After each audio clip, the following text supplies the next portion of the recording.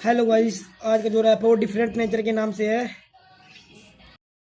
मैं चेंज करूँ अपना नेचर, पास्ट पे अपने फेरू मैं रेजर, अभी कुछ नहीं बस ये तो दिया था टीचर, जिसे देख के लोगों को चढ़ गया फीवर। कुछ बंदों का पेट है खराब, कुछ का खराब रीवर, डिफरेंट लेवल का मुझे बनना है अचीवर। ये जिंदगी से बहती जैसे बहती हो रिवर, प्रेजेंट में मुझे क्यों लगा रहता फियर।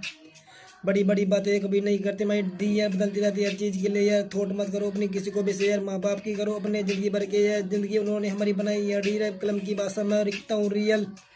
बचपन से ही मुझे पसंद है डीएल, ज्ञान देने वाले लोग बनते हैं ऋषि, जहाँ जाइए हुए नहीं किसी के। या